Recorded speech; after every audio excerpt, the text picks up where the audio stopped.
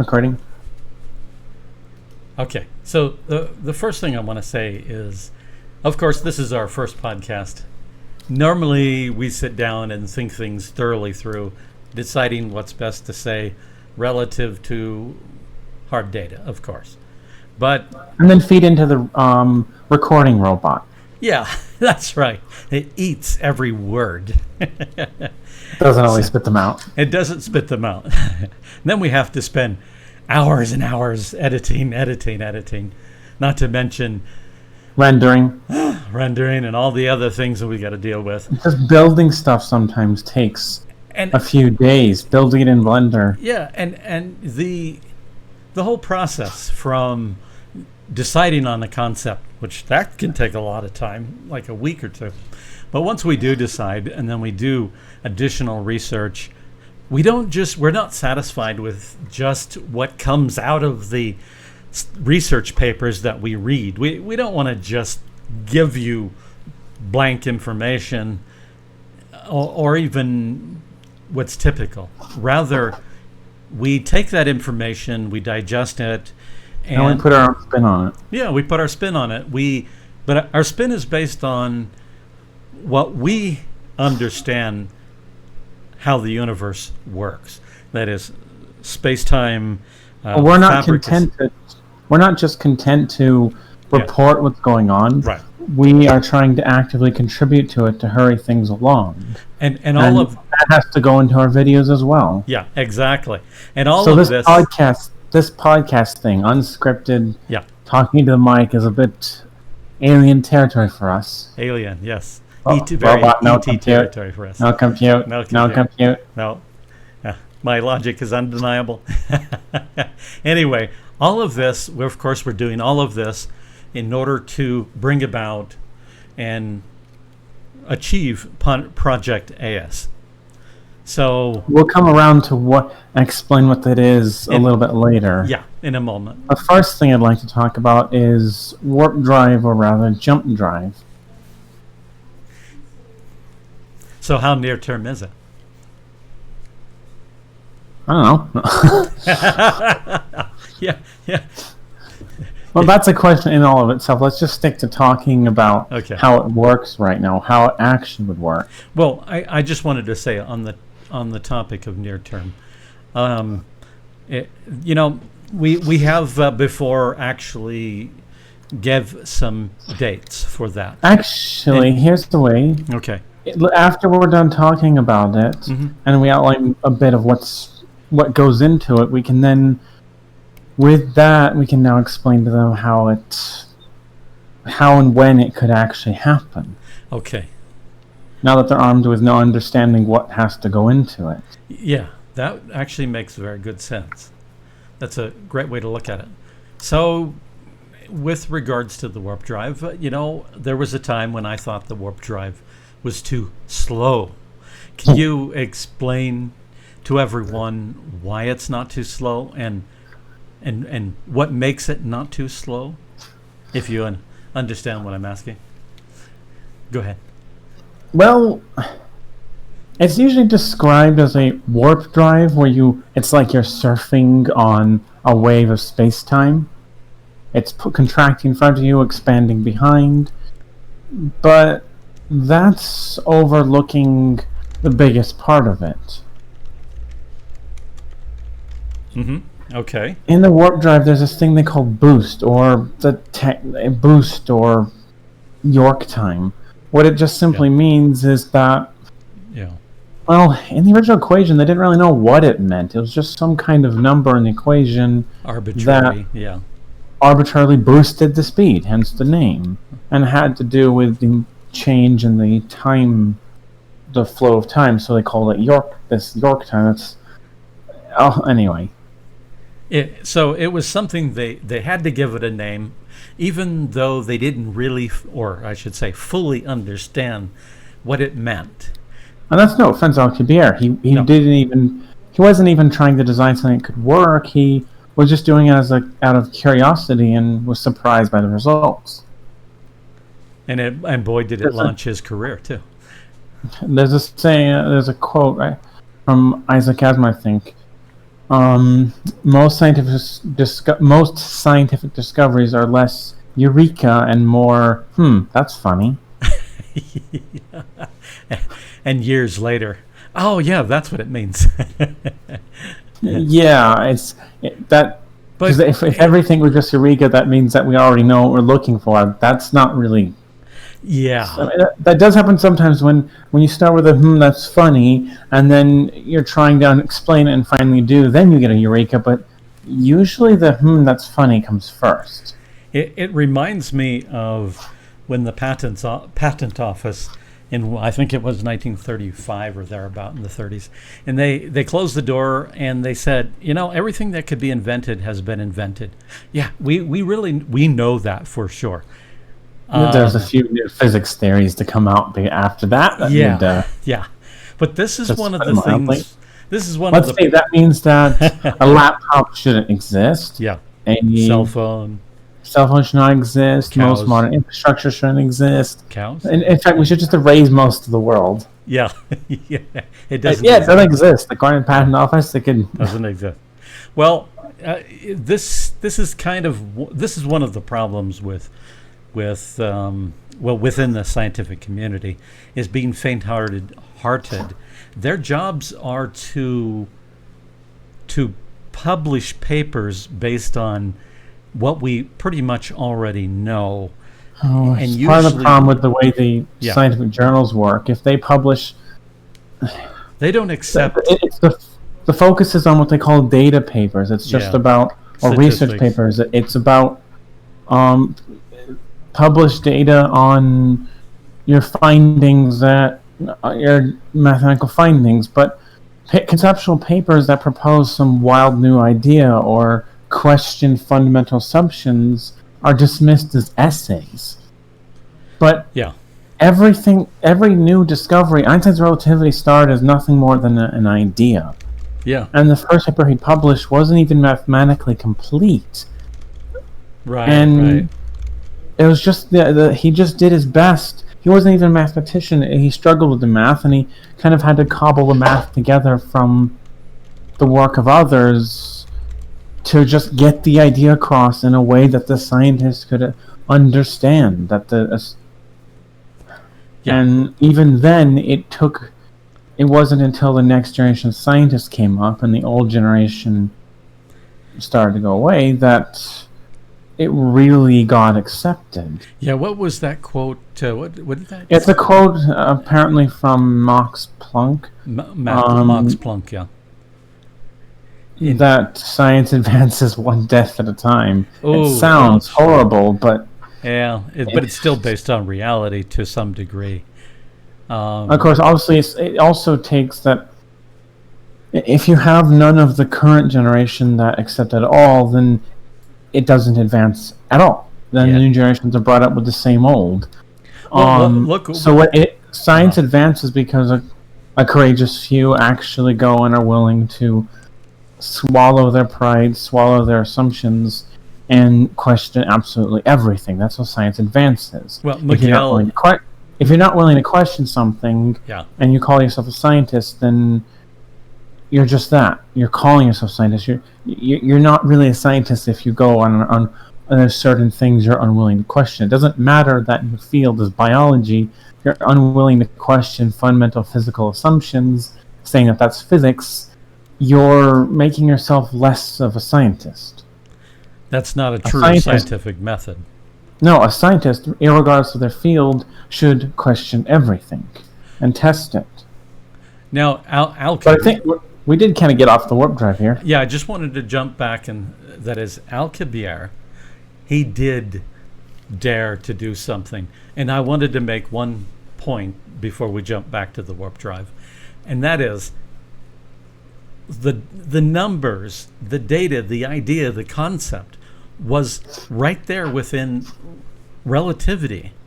All that Alcubierre did was dive in, analyze it, and he saw something that was already there staring everybody in the face, as is such topics as tachyons. He basically just posed the question to relativity, so to speak, that what kind of gravitational field should I expect if I have an object that's somehow going 10 times the speed of light?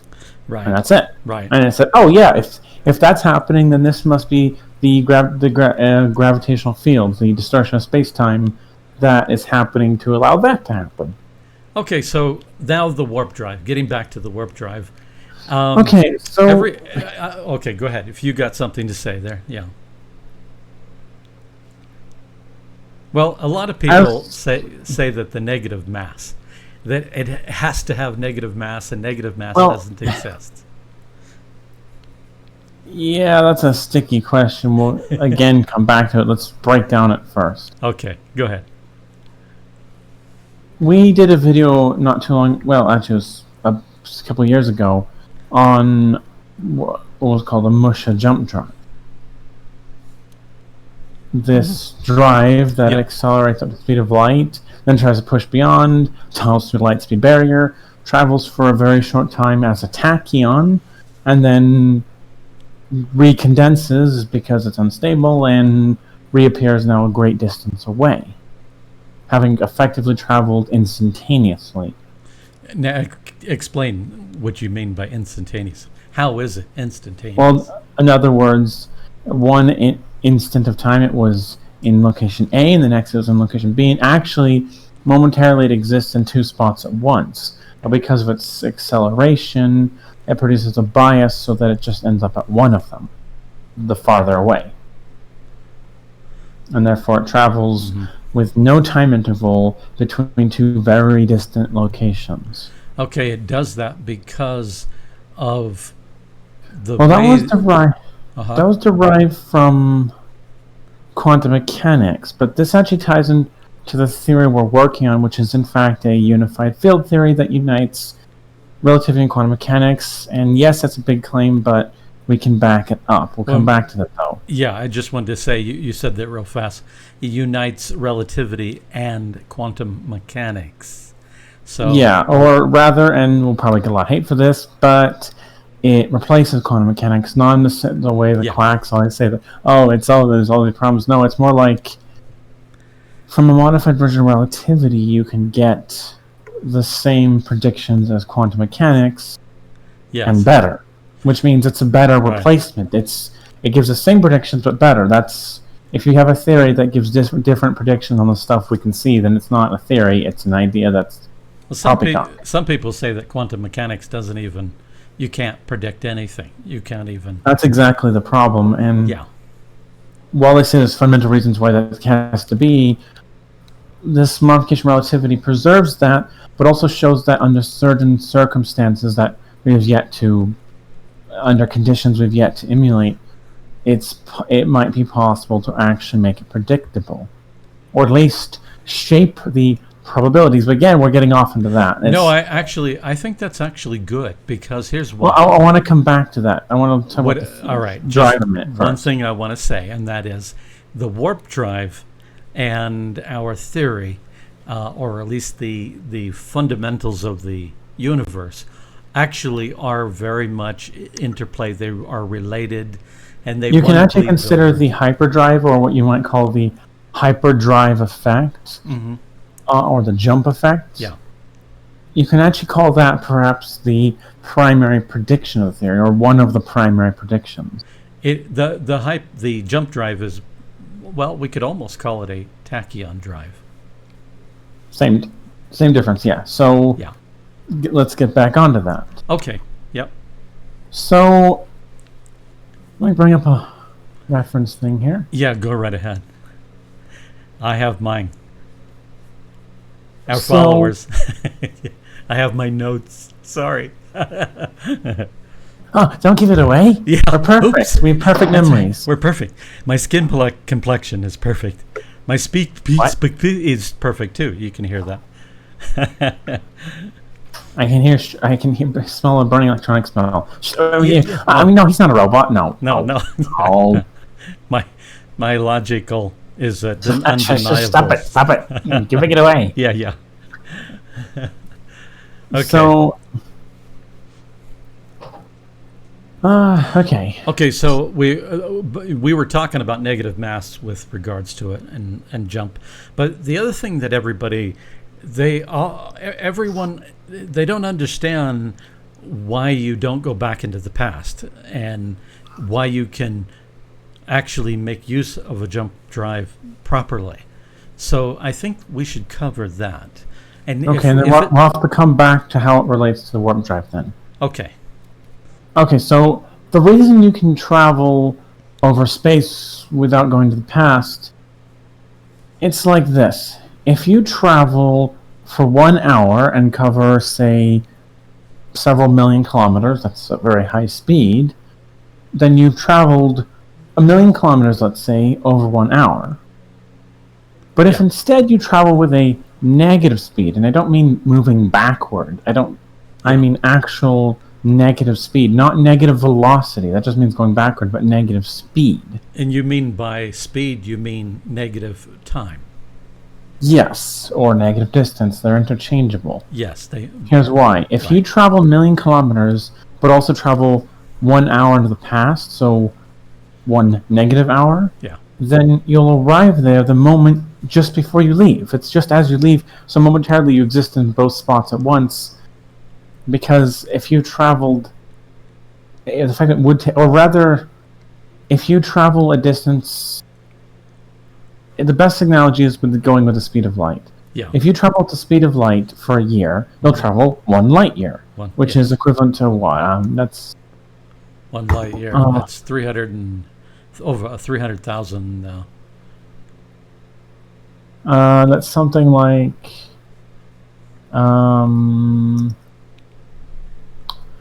Oh, I gotta look it up here.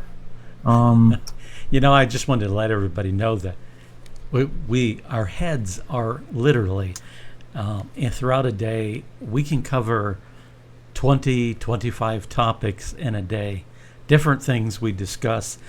Okay. All right. May I speak again? Yeah, go ahead. You can talk to them about our wonderful abilities later. No. Yeah. So basically, 9.5 billion kilometers. That's short billion, so that'd actually be 9,460,000 million kilometers in 1 year. That's 1 light year. That's a tongueful, yeah. So you travel for a year at the speed of light. You'll have covered 9,460,000 million kilometers. Right. But if you travel with a negative speed, then over that distance, you will have traveled. Like, you got to think about backward. We normally say we travel so and so distance, x distance over this time.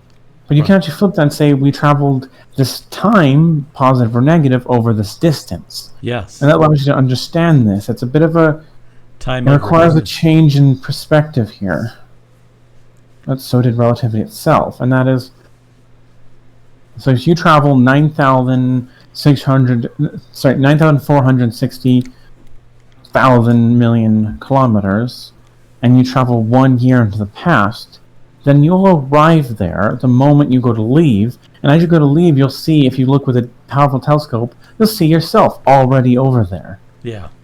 Instantly. Which means you traveled, because light took a year, that means because you traveled a year into the past to get there, the light has come back a year. It has traveled, the light reflecting off of you has traveled back toward you, about to leave over the course of a year. Yes. So now that really gets interesting. When you think about... But it gets a little more subtle than that. Yeah. Because the fastest, normally at subluminal speed, the fastest you can go, subluminal meaning sublight, luminal below light. Yeah. Just want to explain it real quick. I'm not saying subliminal, I'm saying subluminal. Yeah, it could be both, yeah. Yes. So, because the fastest time can go in our way is that speed, but it cannot go faster, but more complicated. When you travel 1 light year, so 9,460,000 million kilometers, then if you travel a year into the past, it means that you'll travel over no time at all.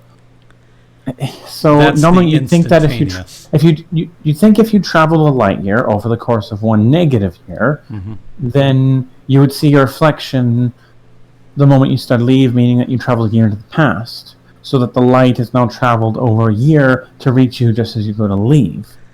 But here's the thing: you start in, let's just say year 0, and then you travel for 1 year. You'll arrive there after a year. But if, as you travel, you travel constantly back in time, but for yourself, so your own time is momentarily reversed, so you don't even experience that time, then by the time you so that accumulative, so that you travel 1 year into the past by the time you get there, you can think of it like you traveled there over the course of a year and then jump back 1 year, so that you leave. If you imagine somehow some distant reference frame that can see both your destination and your departure point at the same time, Simultaneously, yeah. then what it'd look like is that you just suddenly appeared over on the other side. So let me see if I hold can... on, but that would mean that when you go to leave, you wouldn't see the light you're reflecting yet, because you haven't jumped a year into your subjective past. The light can bounce off and travel over a year to where you're about to leave from. Yeah. And it will take another year for that light to come. So in other words, because the fastest you can normally go is a year, if you then travel back a year, it doesn't mean that you travel a year into the past. It means that you travel over no time at all. It's like 1 year plus 1 negative year. So the two subtract. 0. They cancel out. They cancel. So in other words, it's akin to you start at, say, time 0. You travel for 1 year, but whilst you're traveling, instead of traveling forward during normal time speed, your drive, your ship, is minusing the time as you go along, so that by the time you get to your destination, no time at all passed. You have and no time will pass for you subjectively either, because as the ship's drive, if functioning this way, would affect the ship and everything in it. I mean, you would experience a negative time, so it basically keeps rewinding. But because the drive systems would have to be based on tachyons, that can go fast and light. Yeah. Because normally, if you travel, let's say, for 1 second and then rewind 1 second, you'll be back where you started. Yeah. But if you travel using tachyons, use fast and light, then you can drive yourself along through space anyway without ending back. Basically, it's almost like you're altering the timeline, saying that, okay, if I rewind the clock, I'll end up back where I started. But no, I'm going to cut that apart, move the distance over here, and stitch back together so that, no, I actually was already there. Well, it's like you're modifying the timeline. Well, so you use backward in time travel to nullify all travel time. So sometimes I give folks a brief analogy like this, and that is time. Now, time doesn't have a speed per se, as in when I say speed, but time. Let's say that the speed of time is normal speed. Now, tachyon, because it travels faster than time, if you're going at the speed of a tachyon, you can effectively cross the entire universe in no time whatsoever, because no matter whether it goes from one end of the universe to the other, it can travel that distance faster than a single quantized tick of time. Yes. And we got to kind of speed this along, because I just realized time's ticking. Speaking of time, it's ticking by. We've only we haven't even finished covering one topic yet. Oh, I haven't switched on the warp drive yet. No. I think we may not be able to cover all 5 topics. But oh well, we aimed for that. We actually are kind of. We're kind of. Oh, dancing around. Okay. And all right. So the warp drive. I want to come back to that now. Yeah, go ahead. So, and this touches on the theory, so I don't want to go into too much because we're going to reveal that in the course of theory. Yes. But there's recent work that shows within hiding special relativity was a parallel negative space-time, where space and time are flipped. And the net effect of this is that what we call time is in fact a combination, what's often called a superposition. It's a combination of 3 other time dimensions. Like, in other words, time isn't just forward, backward, into the future, past. There's 3 different futures, 3 different pasts. But none of those are our futures and pasts. Those are different ones, but they combine to form a new dimension, a brand new dimension, which we call time. Now, those are dimensions of hyperspace dimensions. Superspace. Okay. Hyperspace refers to 3 or more dimensions. Right. So space and space-time is technically a hyperspace. Like we live in the hyperspace of the present, and there's hyperspaces of the future and the past. And it's all there's also there's also hyperspaces of positive and negative space-time combined, because it's still more than 3, so it's still a hyperspace. Right. But these 3 time dimensions, we could call them time spaces. But to another word that's been used before in other works is superspace. Yes. Right. And so we have this parallel superspace as negative space-time, which also has a space dimension attached to it that behaves for the tachyons there like time. So it gets very quickly, it becomes very complicated. Yes, but the important bit here is that covers it all. The important bit here is that as White actually dabbled in this, but he treated there as being an extra space dimension, a 5th dimension, a 4th spatial dimension, so 5 dimensions in total, when it's actually extra time dimensions. But what is happening is the boost of a warp drive. That arbitrary value relates to how far up into superspace you are, how far you've moved through hyperspace, how much into superspace, how much into negative space-time relative to positive space-time you've moved. That's the key. And what happens is that how it actually works is that you do a jump, where you can imagine a parabolic arc. And obviously, when we do this as a video, we'll have to, when the video's up, we'll have to put an image to illustrate this here, because it's a little hard to visualize. Right. But if you imagine a chart where the vertical axis is time, or no, the vertical axis is, the 3D graph. The vertical axis is time. One of the horizontal axes is space, normal space, and the other one, because I'm trying to revisualize the chart myself. Yeah, that's okay.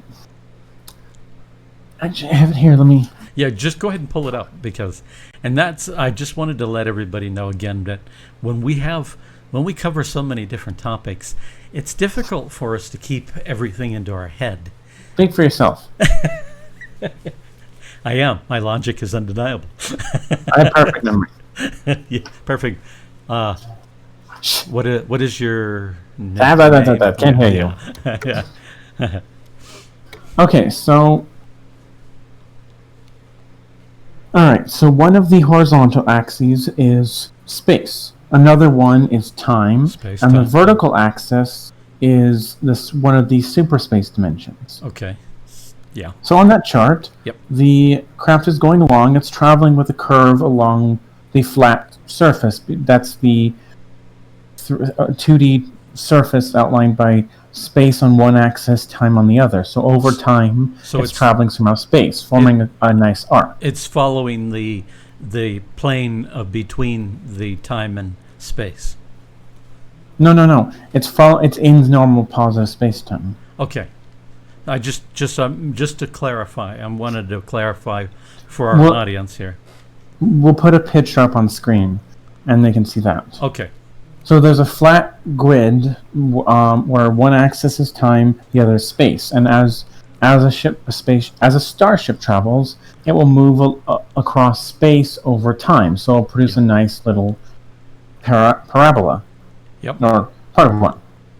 Then what happens is when it jumps, it leaps off of that 2D surface into 3D space, and it leaps up into superspace. Now it's in hyperspace because it's in more than 3D space, because there's not just one space dimension reality, there's 3. So now as it goes up, obviously the moment it leaps up into negative space-time, it's no longer moving through positive space-time at all. It doesn't even exist there, so it's in null space. But it's still traveling through a superspace.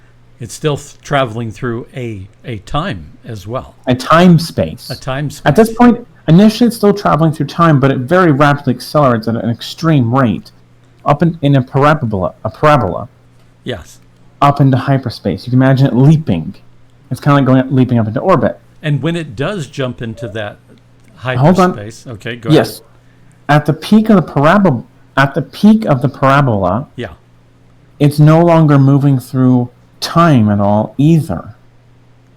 In fact, actually, the moment it leaps, time is nullified because now time is being replaced by this time space, this super space. Okay. But it's still accelerating, or super speed as well. Infinite speed, I mean. Hold on, I gotta look at this again. Yeah.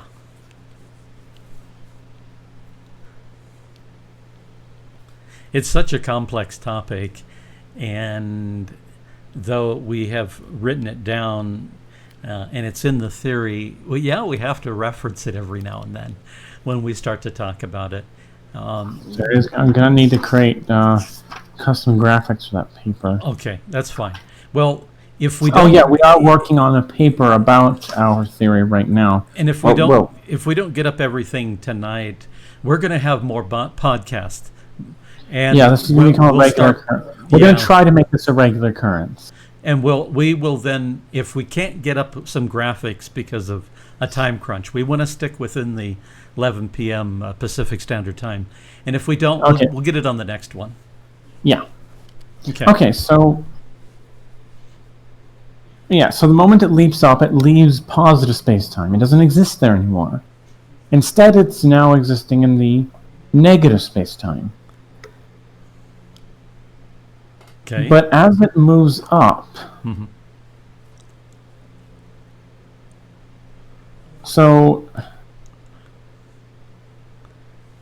well, the ship is, well, we say dematerializing, but it's not. Well, hold on. Okay.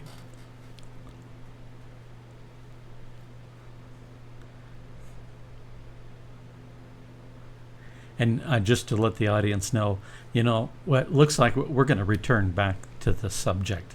And we'll keep talking about it. And eventually, we want you to post questions. If you don't understand something, post a question, and we'll try to get to it. And tonight, we want to try to answer Patrick's question about the Holtzman drive, which does pertain to the same topic we're talking about. And that's why we decided to wait until tonight for the podcast. Just go ahead and interrupt me anytime when you're ready. But I just wanted to carry on. So to the audience, what we will do is that I think this must be an ongoing. We must keep talking about the warp drive, the theory, and the topics that we posted, even about the progress of Project AS. And one of our first phases of, and I might as well talk about it a little bit now. One of our first phases was the telescope, our Planet Seeker telescope, because that telescope is going to prove to be invaluable to us when we start getting into space. And some people recently asked about the navigation through deep space. Well, let's come back to that because I'm ready to speak now. All right, go ahead. Okay. So yes, it initiates accelerating along a parabola described by a parabola. It's accelerating through space over time. So on a 2D grid, it describes a parabola. Right. But once it accelerates to perform the jump, once it activates the drive, it leaps up into this hyperspace. It leaps up into this additional time space, a superspace dimension. As soon as it does so, obviously, it leaves positive space-time and enters this negative space-time. Yes. So space ceases to exist for it. So it's in a spaceless space. Normal space ceases to exist. Yes. Yes. So it's in a spaceless space, which sounds strange, but that's what's happening. Then it flies up now. If you imagine a 3D grid, as it reaches up to the top of its hyperspatial leap, its parabola. Yeah. In hyperspace now, obviously at the peak of the parabola, it's not moving for a moment at all, which means time comes to a halt. Yes. Well, no longer time. Yeah. Normal time, which means it's now existing in a state of timelessness and spacelessness, but still exists in that superspace. This is what allows it to travel any distance over any amount of time. Okay. And then it just as rapidly decelerates, coming back down and re-entering into normal space-time. Normal positive space-time, now having traveled an immense distance away. Yes. That is how the warp drive would actually function. The boost equates to it accelerating up into hyperspace. So the warp drive is very akin to the jump drive. Now, you won't actually just turn it on, because the thing is, it's not just some magic drive that boosts you.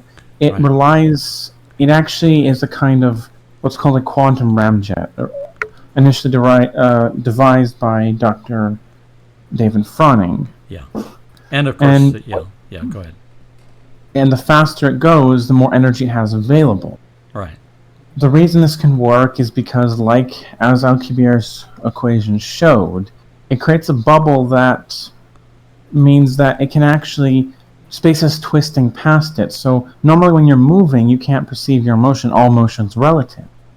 But with something like a warp drive, motion is not exactly relative anymore. Yeah. And that differential can be used and harnessed to accelerate faster and faster until, as you near the speed of light, you finally have enough energy to begin the leap, which requires a lot of energy delivered very briefly. Yeah. In fact, as Constantly notes again here, all of space is filled with superluminal particles. They're not fictitious. They're fundamental. Unstable. They just move very fast, and they collide, reform, annihilate, transform into a different kind, move back and forth extremely rapidly, so much so that we can't really, by conventional means, directly perceive them. We cannot detect them. Yeah. But under certain circumstances, you can create biases that can be, and that's the whole point of the quantum ramjet. And we can see other things. We can see byproducts thereof.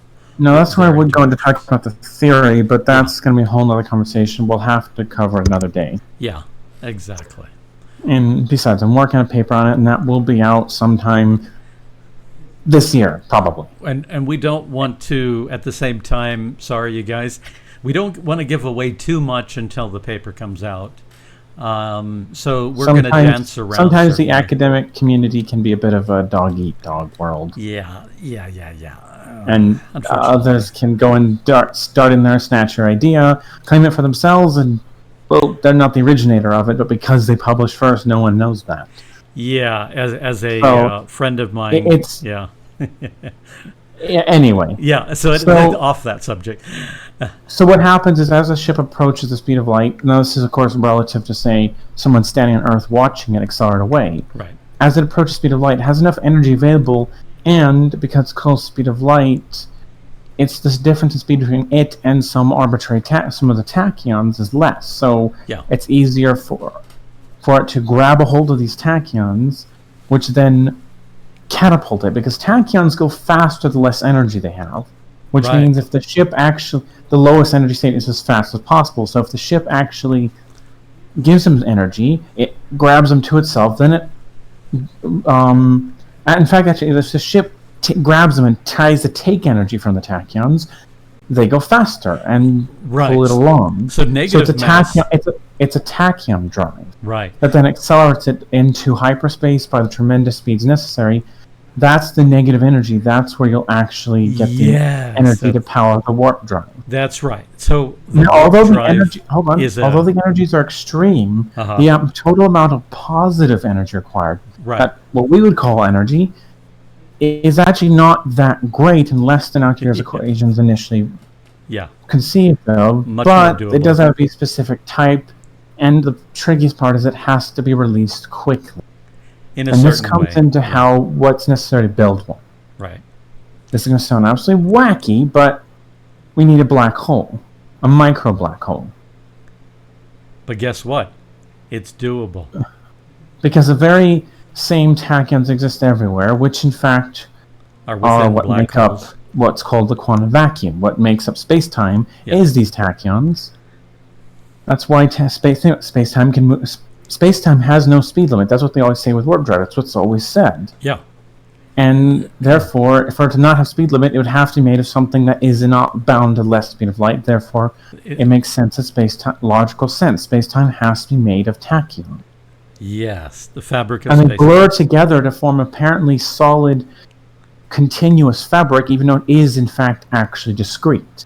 Yes. Space-time is quantized; it's made of discrete particles, but they blur together so that with conventional methods, it looks to us like as fluid. Continuous. Yeah, like a solid or a fluid. Yeah. Now this also raises. Hold on. Okay. I'm almost done. Yeah, sorry. So. But that very same energy, that same stuff, those same tachyons could provide enough energy to form a black hole in any bit of space. Right. Obviously, the technology required is fairly sophisticated, and that's the tricky part. Yeah. But it is possible then to create a micro black hole, which recent work by Dr. Robert Zubrin showed that you can create a really, really tiny micro black hole, throw it into a piece of steel. Now, tiny black holes are not truly black. They emit a kind of thermal radiation called Hawking radiation, which we won't go into in here, but there's plenty of information on the subject. Right. Suffice to say, tiny black holes are hotter than bigger ones, and therefore quickly evaporate away and get rid of themselves. Yeah. Evaporate to nothing. Well, what happens, as we've found, is that if you take a tiny one, throw it into a steel ball, for example, it will, from the inside out, vaporize the steel. That will create plasma jets that will go right and down the maw of the black hole and feed it, and it will do that until the black hole is actually, through its evaporation, ended up consuming the entire steel ball and now has the mass of it. So that way you can create as tiny as a black hole as...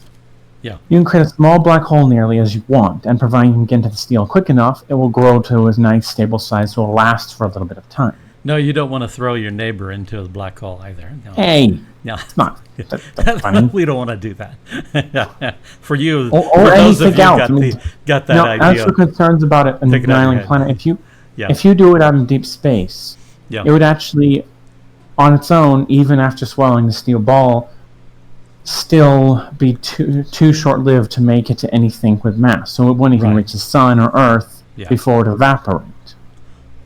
Now we can cover more of that later. Actually. Yeah. So now, obviously, if it's too small, it will actually evaporate too quickly and won't swallow enough in that time. So there's a minimum size. Right. No, obviously, you would need a method to reflect the light back, but there are potentially ways to do that, including, well, yes, warp drive.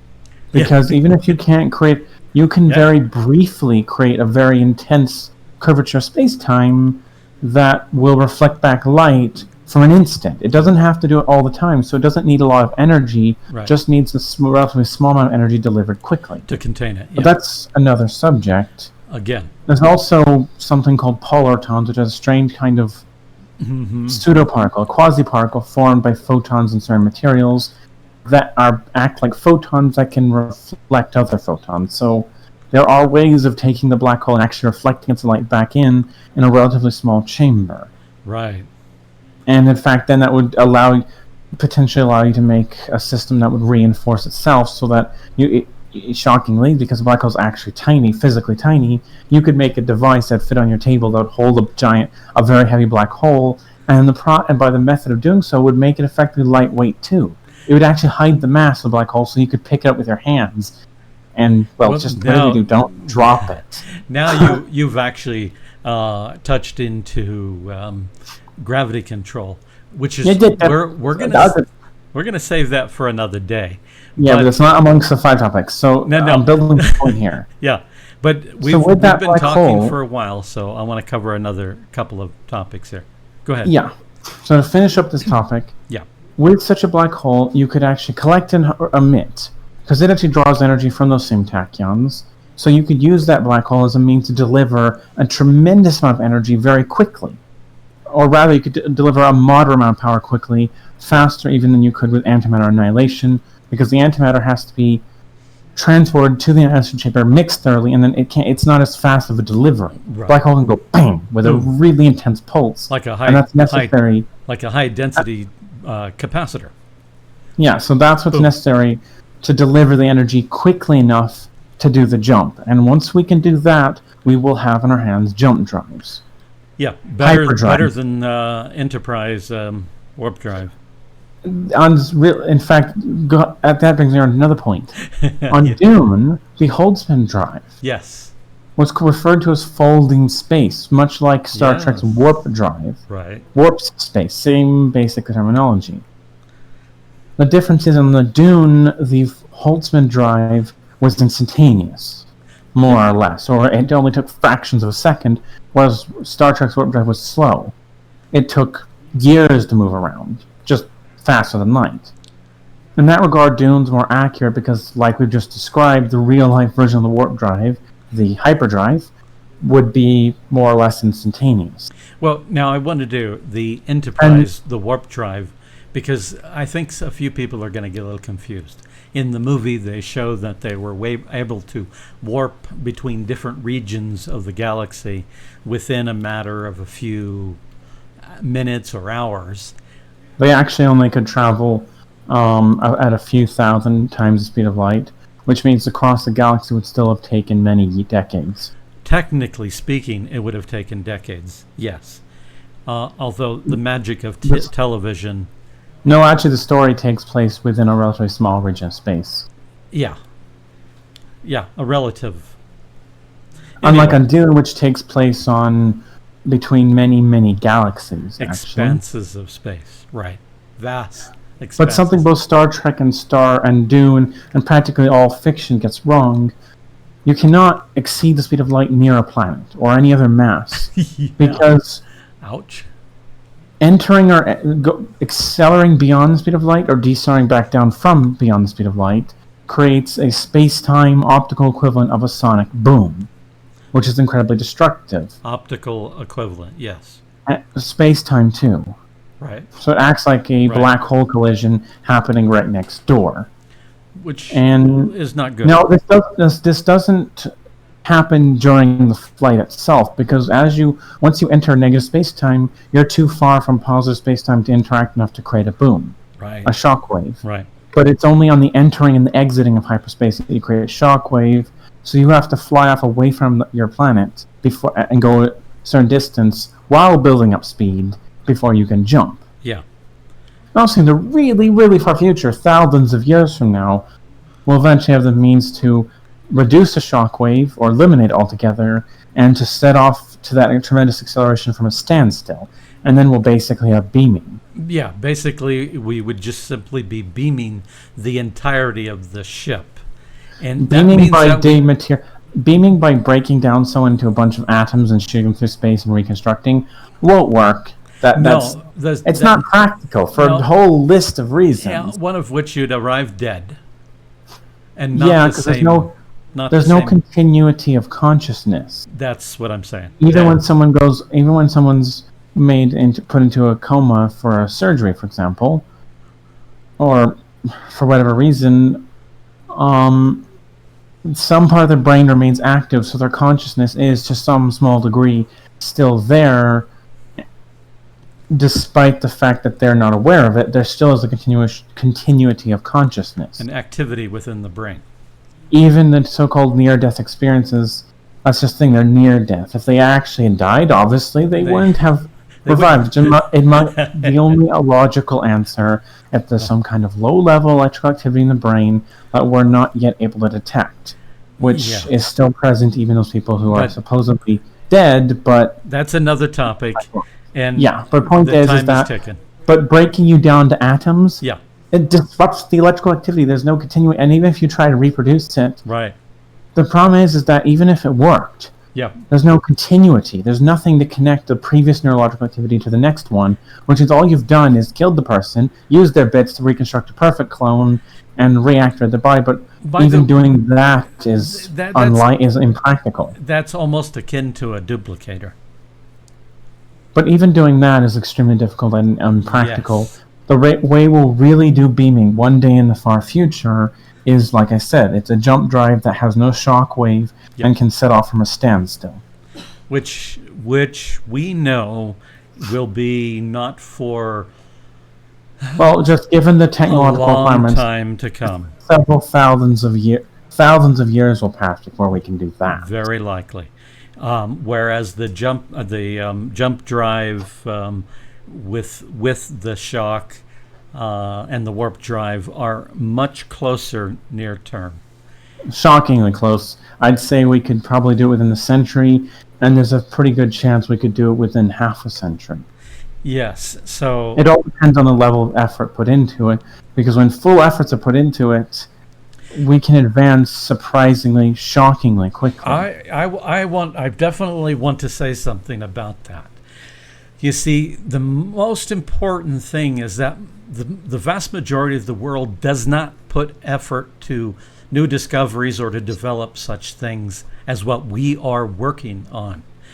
And that's because we're small right now. We need to grow this. In fact, that's what they're going to talk about Project AS. Yeah, I'll get to that. I mean, I'm going to wrap it all into here. And that is, the point is that most of the world is preoccupied with careers, earning a buck, developing things for defense purposes, and so on and so forth. So they're not looking at interstellar travel. Even though there's been people who have done studies like British Interplanetary Society, they've done a great job. However, there's no concerted effort. We're the only ones, and we're going to stick with this.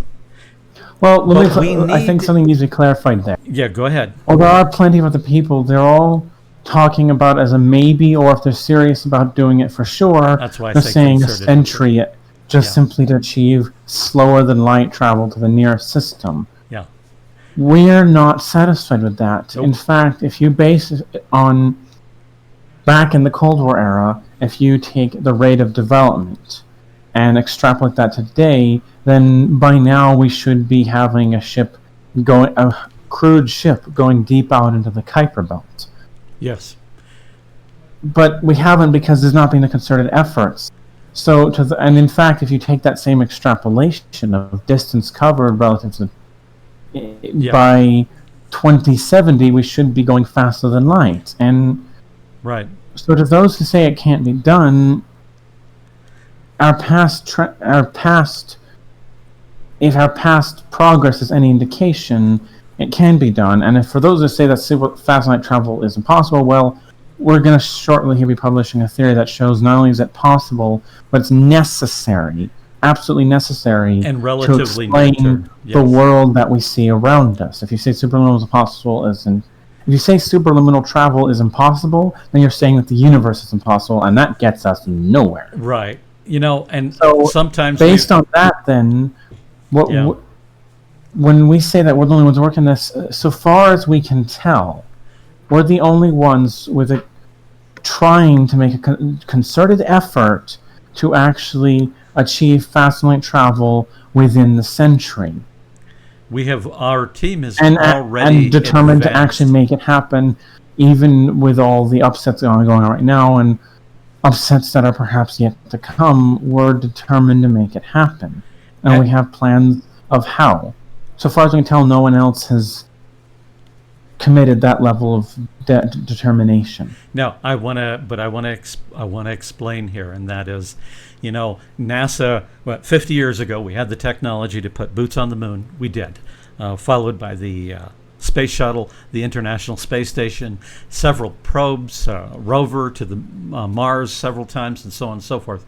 And since then, no one has really stopped developing technologies, advanced technologies, but I do want to say this. Now, they haven't stopped advancing technologies. Two questions. Where is that technology? But also, along comes SpaceX. Now, Elon was a programmer. He was not a rocket engineer. He was a software engineer. Yes, thank you. He comes along, and he takes existing rocket technology and pushes it beyond what NASA, Roscosmos, India, and so on and so forth. Even China, Japan, and he's pushed the technology beyond what they were able to do. Now, It's not because he's had ET helping him. It's right. It's because he put concerted effort to it. He wasn't faint-hearted in saying, well, now all the textbooks say that this is what we can do. So I'm not going to try to invent anything new. It shows... Now, I'm not going to invent anything new. No, Elon threw out the textbooks, went to work, and he has proven what we are saying right now. And we can do the same thing with interstellar travel, interstellar technologies, and we are. Our team is. Yeah, hold on a second. I found a soapbox here, and I'm standing on it. I'm going to set the soapbox on fire if you don't get off okay. This is the last one. So I'll scribble your name off of it and replace it with mine. Yeah. So the point is that our team has already advanced the understanding of space and time, the fabric of the universe, and the quantum vacuum. We already know better. In fact, we are probably among, if not all, the only world experts in this regard. Well, but wait a minute. I know it's a big claim. Sorry, but we will prove it. Just hang in there and watch, because everything's slow. We're working in so many directions. As they say, watch this space. Yeah, we're working in so many different directions. Okay, real quick, I want to say this. Okay, go ahead. What Elon's done shows something else, and that is that there's a lot of technologies that have been developed in the lab or on theory that have yet to be implemented or implemented in a commercial fashion. Yes. Right. Some of what Elon did was simply take those ideas that never left the drawing board and finally implement them. Like the whole idea of refilling with methane and methane-fueled rockets that he's given so much praise for. Dr. Robert Zubrin came up with that as part of the Mars Direct plan back in the 80s, 90s. Yes. But no one did anything with it. NASA and Congress, the U.S. Congress, weren't interested in it. So politics only. Anyway, but Elon took that and implemented it, and now he has a powerful methane fuel rocket working. Right. What could have been done that's actually longer back than that. That's 30 to 40 years ago. Yeah. We could have been doing a lot more 40, 30 years ago. The thing is, what Elon's doing now could have been done with very little difference back in the 1990s or early 2000s. Right. And in fact, as you'll find out in the upcoming fusion rocket video, or propulsion video about propulsion systems, there was other kinds of propulsion that could have allowed something similar or even better to happen a lot sooner that were also neglected. But that's another topic. Yeah, and we will get to that topic because that's what the video's about. We want to open your eyes to what really is possible. And it's slow because, again, we're working in different directions. We need technicians, we need engineers, we need specialists, scientists, everyone. The more people jump on the bandwagon, real quick, I just wanted to finish what I was saying. Okay, go ahead. What Elon's done has shown that there's a lot that can be done if we simply take what's on the drawing boards and actually push them forward and make them real. So that's what Todd was talking about when he said that no one stopped developing it, is that there's all this technology that could exist and be available for consumer use, could be available for commercial development, and to push our boundaries out, that is being neglected and not developed.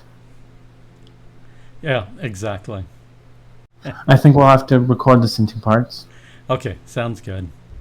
And I think we have been already... Because we need to talk about EOS and Iris next. Yeah, we've been 58 minutes and 46 seconds. Okay, we had to have a break. Over an hour's worth of talking without some... liquid. What is the dihydrogen monoxide? Hydrogen monoxide. Dihydrogen monoxide, which is a technical name for water. Actually, the technical name is just agua, actually. Aqua. Well, that's, yeah. Okay. So now we want to actually talk a little bit about Iris. and then we'll get to the rest of it shortly here as well, because this video or this podcast is actually going to be over an hour. And I think if they're this fun already, they know that. Yeah, yeah, that's true. Yeah, we're recording now, but we know that they're going to be now after the fact. And if you made it far, thank you. That's right. I also want to let them know, though, that at some point we are considering live podcast. So we need to get over our, chattering teeth and shaking knees. Anyway. Okay, so of course AsteronX is the start, the beginning, and under AsteronX is of course IRIS, which stands for International Research Institute for Space.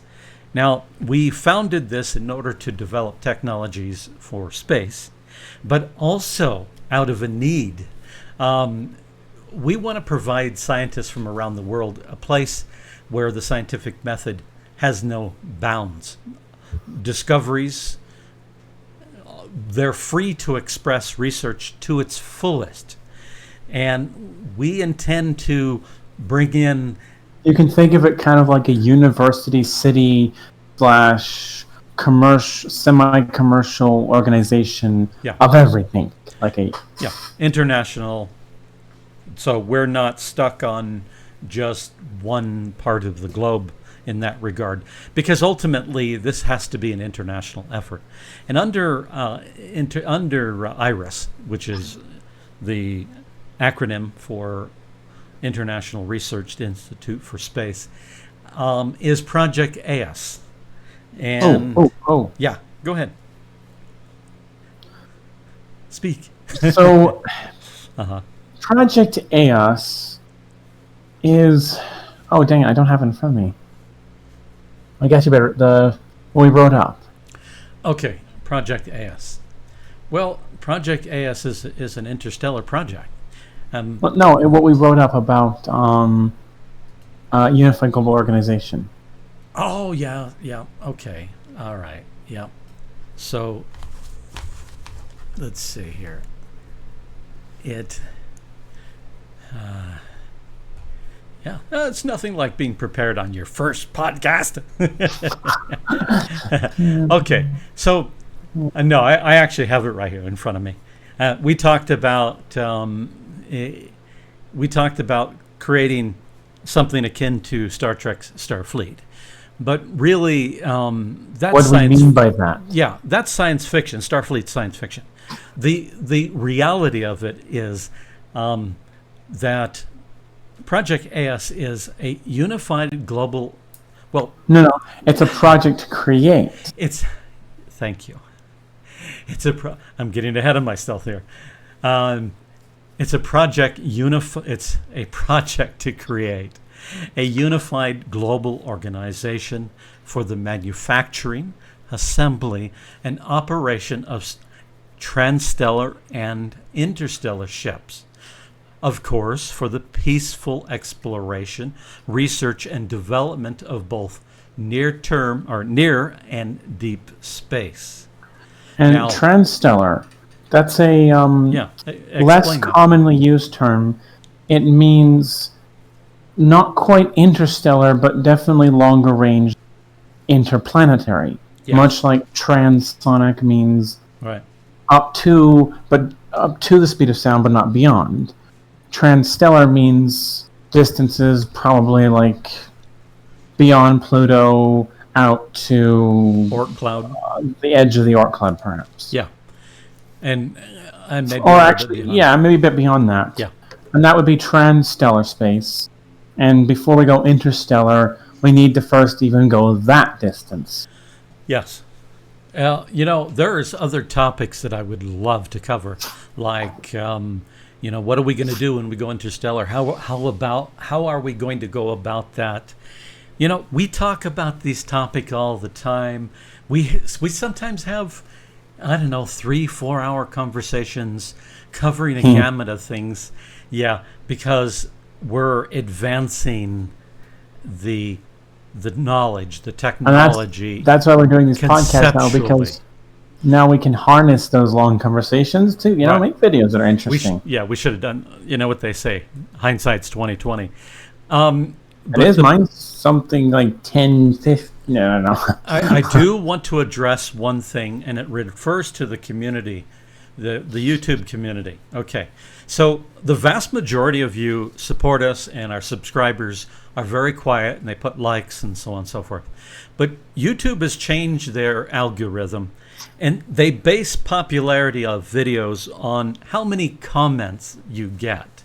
And unfortunately for us, those comments are most of you are quiet. Most of you don't actually make comments, which we don't. Yeah, we aren't really. We're that way too. But we have to push ourselves to make comments on other people's videos. If you want to support those who you actually like, if you want to actually help them out, then like ourselves, commenting on our videos, commenting on anyone else's videos, helps let YouTube's algorithm know that this is an active video. People are talking about it. Now, I do want to make reference to one other thing. Now, there's a certain number, and it's always a small, tiny percentage of everyone who makes comments. But there's a certain percentage who just they're belligerent, and they want to tell us that nothing's possible, and that we're hoax and BS and all that. We haven't asked for any money from anyone. This is all out of pocket. I had a successful full-time career that I gave up to do this full-time. Now, Renee and I are both doing this full-time. Absolutely full-time. We literally, and I roll out of bed, and my office is not too far away. It's frighteningly close. And I'm doing this until 2, 3 in the morning, and then I get up early in the morning again.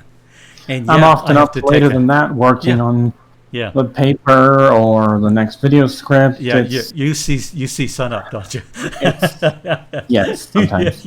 It's admittedly, it's nearly literally 24/7 task for us. We're breathing, and eating this now. And although lately we have started to get the assistance of some volunteers to help out when they can. That's right. With various things, like recently we got the website translated to Spanish and Portuguese. Our team is growing. But there's a couple more people we've brought in as well. The virus is still going and caused some delays and things. The plague. The plague, the pandemic. But what I do want to say, and of course we take that absolutely serious, because it is. Our colleagues around the world know what that really means. But we're not talking about the pandemic here now, okay? No. But I do want to say that when I say that we have advanced science, I'm referring to within our circle, our team, our AsteronX team.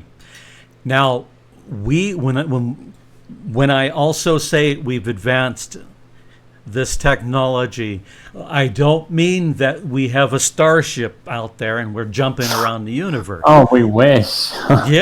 But what I mean is that we are closer than perhaps anyone else in building a real enterprise.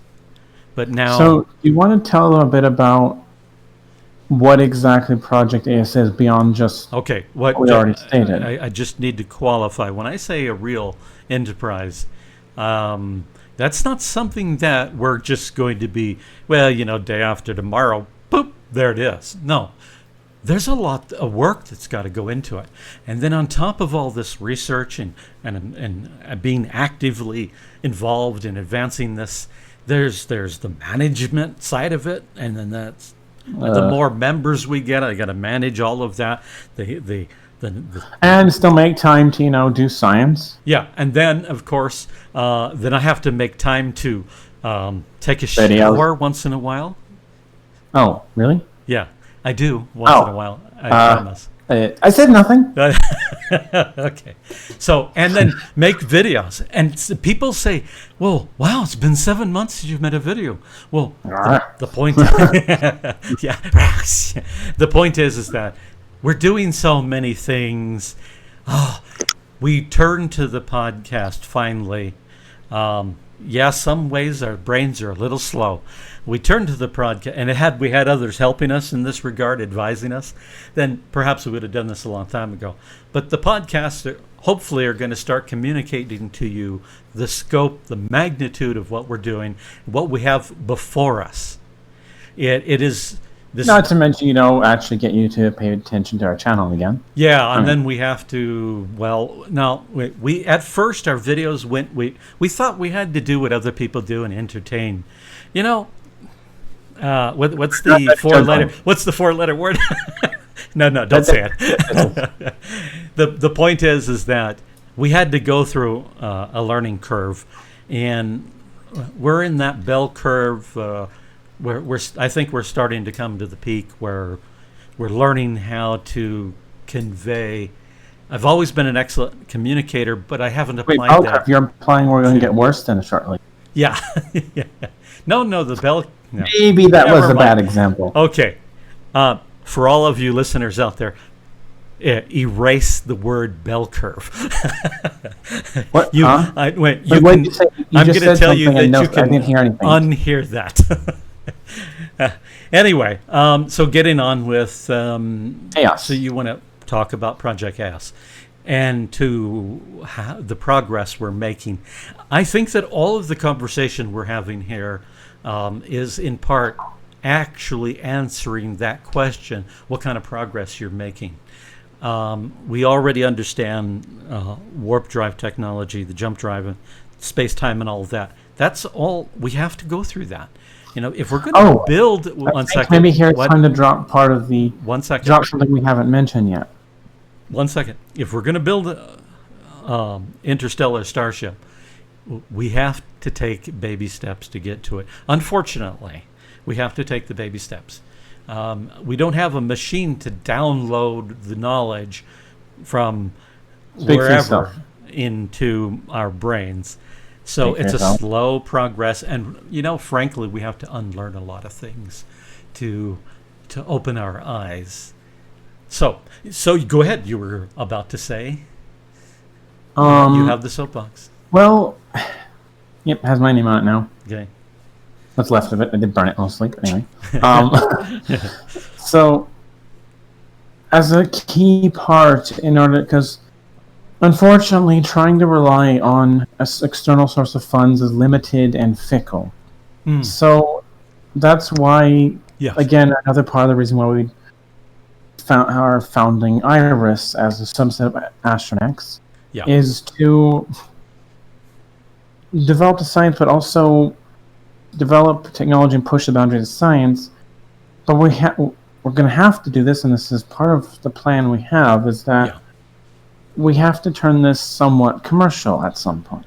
To pay for because even... further development and research and development. That's right. The video we're about to publish here, which I'm working on every day, 24/7.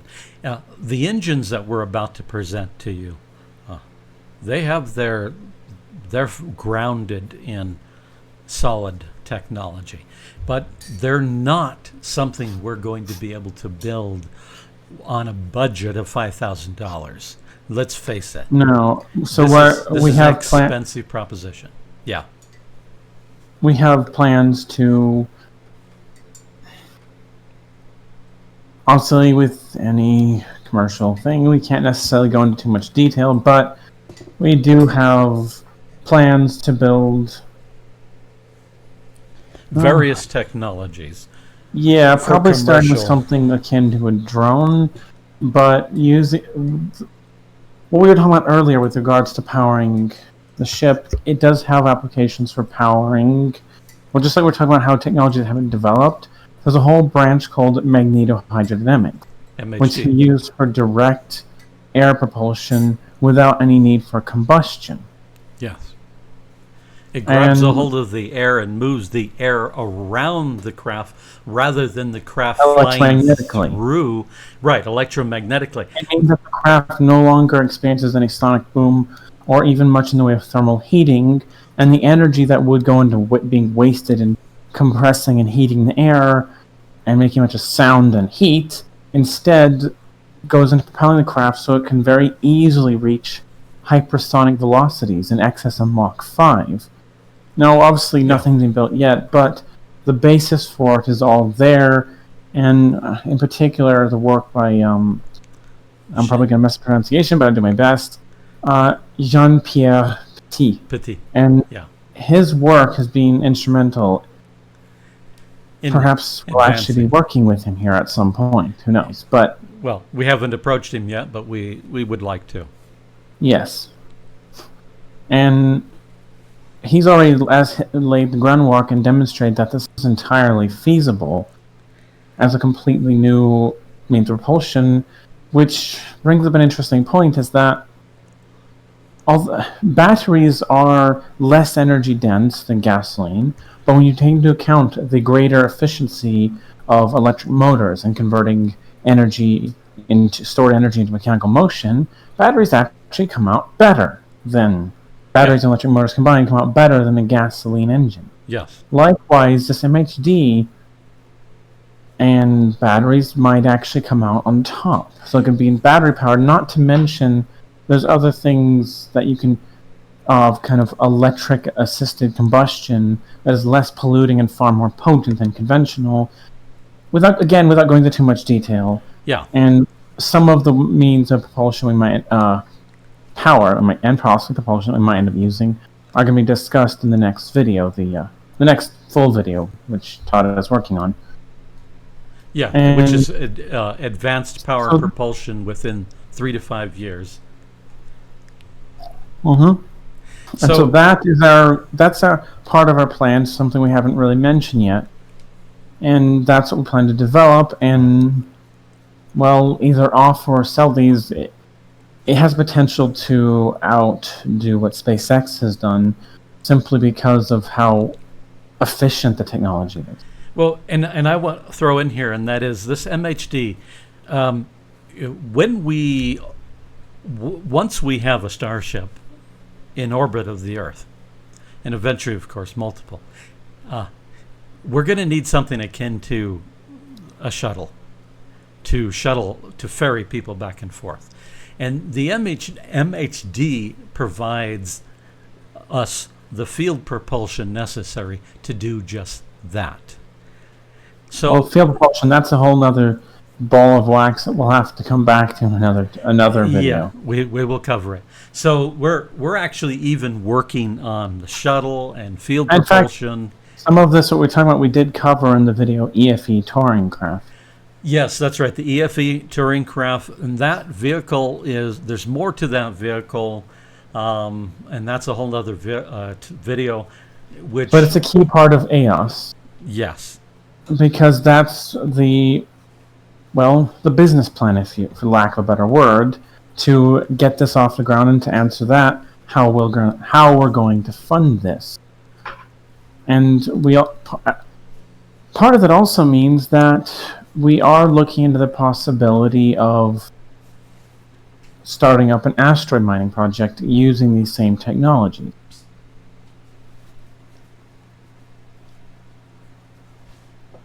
Yes, absolutely. And that is one of the reasons why we're going to need this field propulsion. And the fusion engine and the other engines, the annihilation engine, and so on and so forth. In the video, we will explain each of these, and you will begin to understand. We can't give away too much. Of course, you understand that. We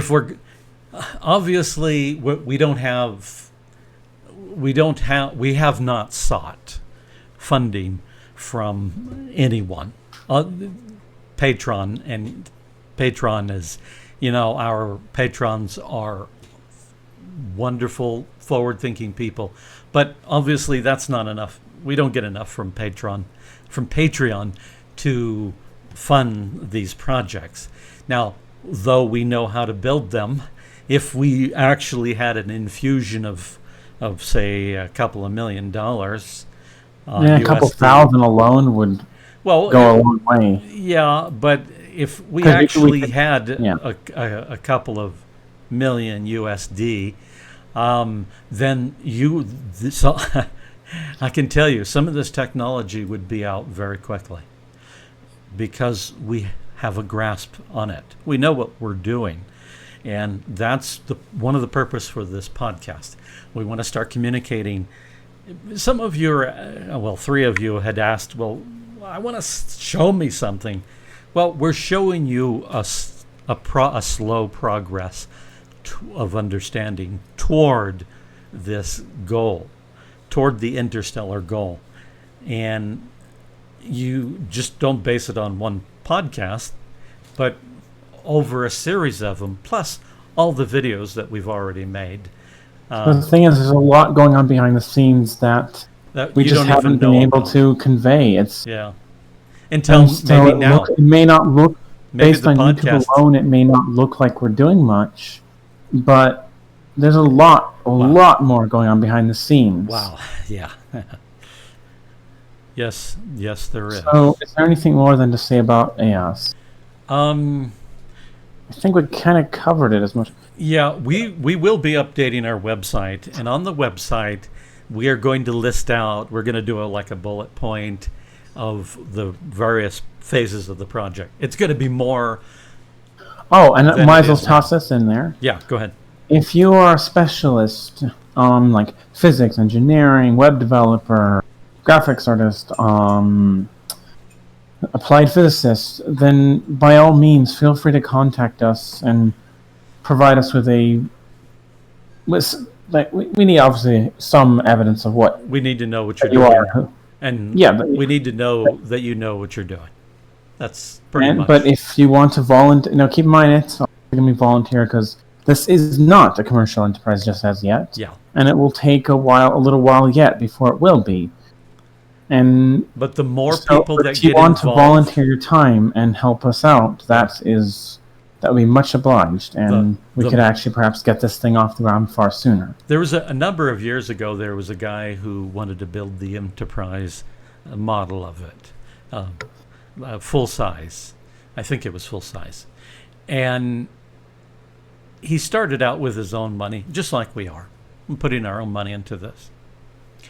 And mainly because we're putting our money into it because, we don't have any technologies to show for yet. But we have to make that transition. Now, the guy that started the Enterprise project, the moment others, the media jumped in and made some articles about it, other people joined that. And what would have been maybe a 10-year project for the lone man, It accelerated that project, and he was. It wasn't obviously full size because the Enterprise is quite big. But yeah. Thank you for clarifying that. I wanted to focus on what was important here, and that is he was receiving components from people from around the world to add to his project, and obviously it shows that Enterprise is something that's beloved around the world. But we could talk about that now. Yeah, that actually brings us to Walt's Star Trek, and of course I grew up on Star Trek. I am from an older generation. Whilst I grew up on Star Trek, at the same time, there was another one, a German version. Yeah, there was a German. Neither one copied the other. They came out at the same time, completely independently. Yeah. There's a German science fiction series called, and again, I'm probably going to mangle the pronunciation, but Raumpatrouille Orion, and it means Space Patrol Orion. Yeah. It was a similar sort of thing to Star Trek, but whereas Star Trek and the Enterprise in particular became popular due to its technobabble descriptions of things, Space Patrol Orion, Raumpatrouille Orion, it became popular because people just liked the shape of the ship. It was a discoid, but a little bit differently shaped. Yeah, it had fins on the bottom, like some kind of radiators, and something that looked like perhaps turrets on the top. And this slot of drive ring around, which has actually been copied in other works since then. Yeah. If you look at Star Wars, like the Millennium Falcon, or even the Star Destroyers, the way they have a indent with engines mounted in them sometimes, going all the way around the midline of the craft, and this had that. Yeah, the propulsion went all the way 360 degrees around the perimeter of the craft. Now, And the disc it wasn't just this perfectly circular disc, it was actually faceted. an octagon. Yeah. I think it was an octagon, yeah. And so it had eight or 12 drive sides, sections pointing in the different directions. Yeah. And it came out at the same time. We just wanted to bring awareness to it. Interesting, and some of their approach is a little bit different. And they didn't have the budget that Star Trek had. Not especially in Germany at that time. Yes, that's true. That is true. There was still a lot of rebuilding, and among other things. So one thing they had in there was something similar to Starfleet called the World Space Authority, which honestly is it wasn't actually, it was set just with humanity, right, in one system and a few others that were actually colonized. And I think while we're on the topic of it, yes, honestly, the Orion from that series, from the German series, is more realistic than the Enterprise. I know a lot of you are going to go boo hiss. Yeah, boo hiss, yeah. But the Enterprise was kind of just a rocket with a disc slapped on the front and rocket nacelles slapped behind. Right.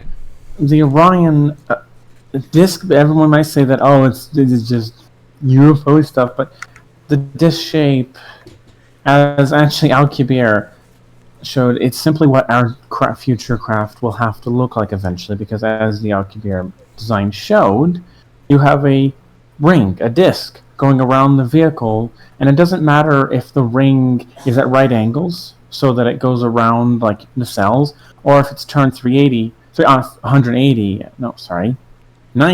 degrees. 9 degrees. I'll get that. Yeah, horizontal. And horizontal. And in fact, actually, if it is horizontal, we mentioned Fawning earlier. Well, he actually did a further study on it, right, and showed that White recently, yes, he did showed too, that a fuzzy, larger, fuzzier ring was more efficient. But Fawning actually in the late 90s showed that long before White picked up this, is that not just a wider ring, but a wider ring that's flattened out in a disc shape. The mathematics showed that, and turn horizontal like that, would be one of the most efficient design. And that any other design would have to create the same field shape by some more unusual craft design. Therefore, the Orion from the German TV series is actually a little closer to reality. Yes. So when the disc, yes, the disc design actually does make some of the best. It's one of the best configurations. That's also showed by that Romanian team. Yeah, they recently designed a new craft design shape. They called it a DIFO. A DIFO acronym. Yeah, and if you look it up, a DIFO, ADIFO, I think. Yeah, I think so. It's a disc shape. They described it as being like a double dolphin back, but all the way around. And the air actually slips over it and produces substantially less of a shockwave, just due to the aerodynamic properties of that shape. Right. And it turns out that space-time, in some respects, acts a little bit like a fluid, but it's not. It's just massive radiation that's tachyonic and blurs together, but it acts sometimes a bit like a fluid, so that the same sort of shape is not aerodynamic, but it's geodynamic. I'm not quite sure what you'd call that. You said it real fast. You said it real fast. Space massless energy. So I just wanted to reiterate that. Now the Enterprise. You mentioned that the nacelles were basically like attached rocket engines. Well, we know that in Star Trek, their nacelles are what causes the ship to warp through space. But in reality, you would not mount your nacelles. Actually, yeah, go ahead. If you don't want a disc shape, the other shape that would work is similar to an earlier design of the Enterprise, the Ring Enterprise, which looks a lot like what Alcubierre drew. The one that we showed everyone. Yeah, where you have some kind of crew habitat up front, a shaft behind it, and then they had a ring attached behind that. You guys have probably seen our IFV4, as we called it, based on that design. And from that, you can go further still. You can have a spherical main body with then, say, not 2, but, say, 3 nacelles, so it forms a tetrahedron shape behind the spherical main body, and those 3 nacelles, if you will, would collectively form... because just... The ring doesn't have to be the ring is a ring of energy. The actual machines that generate that energy don't have to be in a ring shape. You could have 3 of them spaced around, and they would create a rough, approximately ring-shaped field between them, and that would also work, but requires a larger, more unorthodox design. Right. But that is the closest real-life version to the Enterprise shape. Not a disc, but a sphere, with not 2 but 3 nacelles. And I wanted to point out that it's ironic that the very first drawing of the Enterprise, strangely enough, was more accurate than the later one. Isn't that... That's the thing. That's the thing with science fiction, is that's the main thing it serves, is that its function, if you will, is to inspire us to try unorthodox things, because... Well, just throwing ideas out there that are dismissed normally as unrealistic, but then putting them in a fictional work anyway, well, that medium allows unrealistic things to be expressed, and then other scientists and engineers can come along later, look at that and think, that might actually work. Like the warp drive, or the cell phone, which was inspired by the Star Trek communicator. The universal rule of thumb is that pretty much, if you can think about it, everything is doable, with a few exceptions. Well, obviously, if it's delusionary, a delusion due to someone having, no. Yeah, let's not go in that avenue. I said with a few exceptions because we're already a half hour into this. And we want to. In other words, we can talk about a lot of other things later. If you think of something that's even remotely, if it's somewhat if it's logically based, even if it seems to go outside of the realm of what physics says is currently possible, if it's logically based, there's a relatively good chance that some way or another, at some point we're advanced enough, something like that is possible. If you went back to the Middle Ages and you said a laser, I think a laser might be possible. Well, they would have probably strung you up, and they would have strung you up. But the point is that if you had the knowledge, then you would have known for sure, and you would have been able to construct a laser. So it's not a matter of whether something. We shouldn't be thinking in terms of whether something's. Now, this perhaps requires more qualification, but we shouldn't be thinking in terms of what's not possible.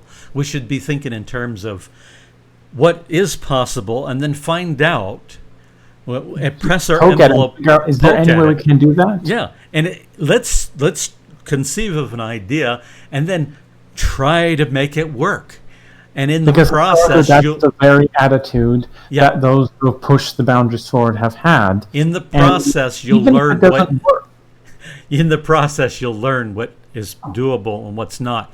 Not by what they tell you in the textbook, which is a good foundation, of course. And if more people read the textbooks, then yeah, that's right. That's another subject. But let's hope. I hope that we have given you guys hope and inspiration, that you can start to see that there's a hell of a lot more that's possible than what the media, mainstream, or the majority of the scientific community, and so on and so forth.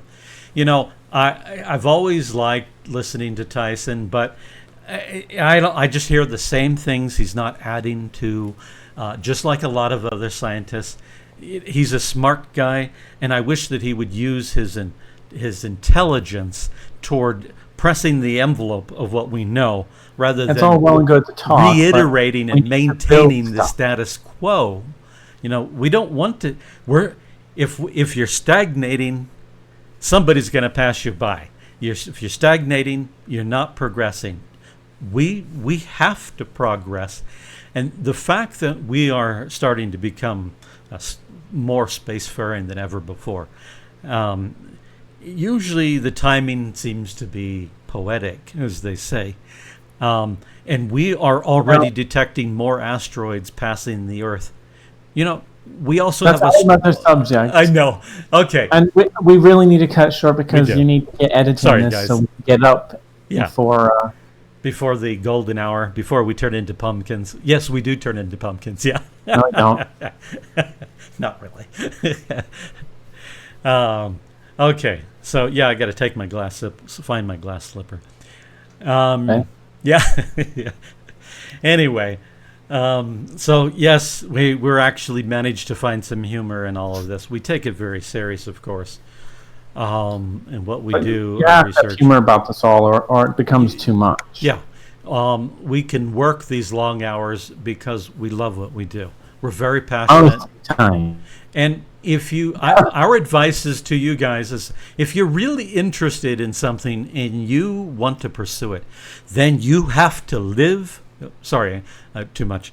You have to live, breathe, and eat what it is you're passionate about, because that's the only way that you are passionate about physics. You have to eat a physics book. Well, figuratively speaking. Oh, you should tell me that first. Disclaimer: don't eat physics books. No, don't try 'em. You can sleep on them, but maybe then you'll hurt. But still, if it's not physics, whatever it is, we inspire you to go out and see. Encourage you to pursue your dreams, especially at this time. And I'm gonna. This wasn't supposed to be part of the topic, but I think you guys need to hear it. The history of Earth has been one wild roller coaster, and yes, nations rise and fall all the time. What's new? So the point is though that we're still here. Humans are still here. We're more advanced than we ever were before. And so that means that you're still going to be here. You need to keep your eyes open, stay educated, remain aware. And in the process, it doesn't mean that you need to give up your dreams. No, now more than ever, you need to pursue your dreams. Yeah, I get a little emotional about that. All right, I think we really need to wrap it up now. Yeah. So we want to thank you. And, here's to the next podcast. Yes, the other video with no distractions, and I should be able to get out in a week's time. You're going to love that one as well. And eventually we will have. Eventually we will have. We'll have physical technology to take pictures and walk around it. And by the way, you guys.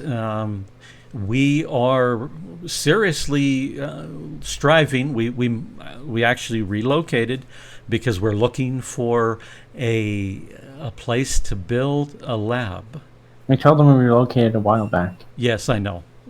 And we were planning. We were looking into building a lab, and then something like a pandemic came along, and it put a monkey wrench into the Excelsior. And maybe not the Excelsior. One defender will get that. Of bolts, yeah. So we reference movies all the time. And on the topic of it, real quick, I want to throw in. Yes. We did publish a couple months back now a paper. It's I suppose we can put it in the description of this video. A paper about proposing a new telescope design based on the work of others, it's expanding it further. Yeah. One we plan to build and launch sometime in the next 2 years. Yes. It's a very lightweight, inexpensive telescope, yet potentially very powerful. So be sure to check that out, and we will be making a video on it at some point here. Yes, we will indeed. We have to prioritize between all the projects. And again, sorry to keep going on about it, but the more folks that are on board and contributing, the faster, the quicker we actually begin to achieve. And if you don't know how you can help, the best way you can help is simply to share what we do with as many people as you can. Yeah, share what we're talking about. Definitely give them a link to the podcast, which I will be posting on YouTube. It looks here. We're not actually in the PST time zone. No, we're not. We're on Mars. But yeah, it's no. Yeah. We're not on Mars. As far as you know. No, I'm not on Mars. What the hell was that kind of meeting? No. Right. Okay. So in the next 2, maybe 3 hours, probably is a more realistic time scale. It's by the time they hear what we're talking about, actually, and we need to think about it. They've already listened to it, so yeah. So sorry, guys. It is our first.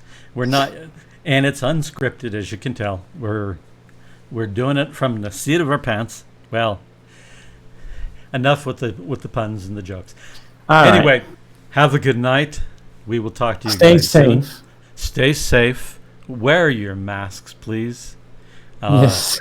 N95. And try to maintain a meter distance. Yeah, it's really important. And maybe one of these days we'll actually be able to explain why. But that's not a priority. We could actually explain. There's plenty of other good the technology. People have done a very good job at explaining the importance of that and why. Yeah, that's true. Yeah. Okay. Well, then on that note, keep wondering about space. Thank you. Hi.